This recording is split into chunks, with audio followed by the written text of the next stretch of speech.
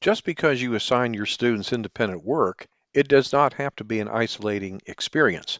Learning activities play an important role in student engagement. However, the structure of independent work is just as important. In other words, ensuring that students are invested in their learning prevents behavioral issues and becoming bored with just one certain type of approach.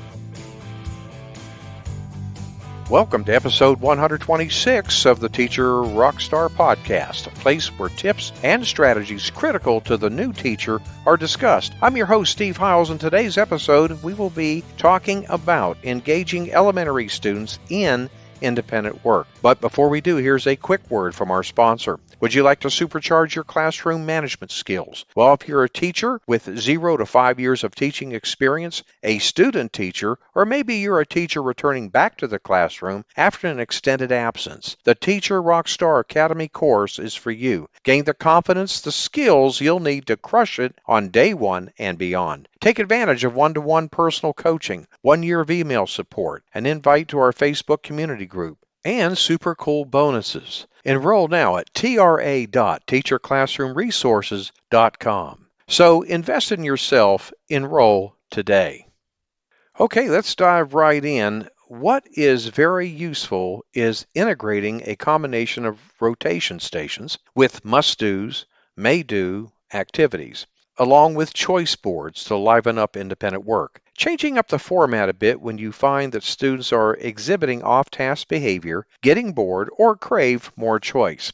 We will be addressing 3 approaches that will keep your independent work fresh and engaging for your students. Okay, the first thing will be station rotations. Now, station rotations are perhaps the most common structure for independent work, which students rotate through specific areas or activities that kids rotate through within a specific period of time. Generally, one of these rotations involves guided instruction with the teacher. It's also important to note that the work must be developmentally appropriate so that students can complete the work without any help from the teacher and that reinforce grade level skills. To support student engagement, it's recommended that you have a visual representation of the different activities in the centers in a way that is easy to understand for students. Students can transition from one activity to another when a teacher uses a signal. An example would be maybe a verbal response or chime, etc. Station rotations should provide students with clear expectations, allow for about 10 to 20 minutes of engagement in a specific task. Now, students may cycle through 4 15-minute rotations, which would give the teacher an opportunity to meet with 4 groups during 1 hour of class time. Now, the next thing I want to address is must do and may do. Okay? Now, this approach outlines required tasks to be accomplished in a given time frame. Students are held accountable for completing their must-dos before moving on to the may-dos. The must-dos and may-dos offers a lot of flexibility through self-pacing and offers opportunities for teachers to utilize flexible groupings when meeting with students. The thing here is that student voice and choice are built into this concept, enhancing a sense of agency.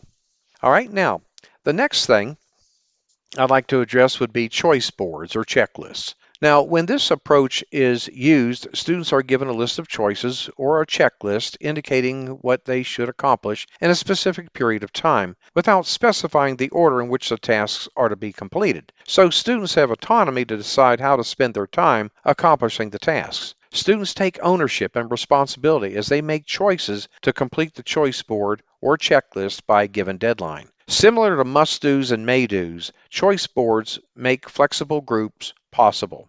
Choice boards are the most student-led of all 3 approaches, which means that they may be the most effective later in the school year once students and teachers have fostered a strong sense of classroom community. Okay, now I'd like to address some recommendations for independent work.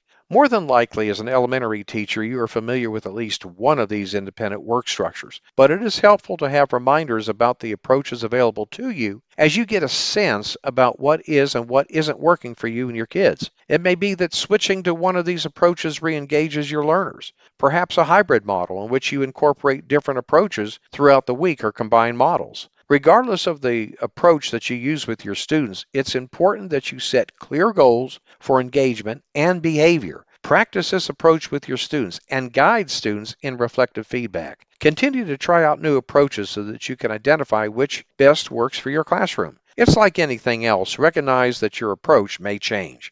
Well, my friend, we have come to the end of today's episode. I want to thank you for listening to the Teacher Rockstar podcast. I'm your host, Steve Hiles, and I hope you got a golden nugget or two from the information presented. Please shoot me an email if you have any questions about the episode. Also, let me know if there is a topic that you would like for me to address on the show. It's as simple as sending me an email. I'd love hearing from you. When you get a moment, visit my new and improved blog and subscribe to my newsletter for the latest educational research, best practices, and unadvertised free bonuses. Go to blog.teacherclassroomresources.com. And don't forget to subscribe to us at the Teacher Rockstar podcast, and we'll send you a free gift for doing so. And if you'd like to support us, please feel free to share our podcast with others. Post about it on social media or leave a rating and review. That would be greatly appreciated. Thanks again. We'll see you same time, same place next week. And remember, my friend, you got this.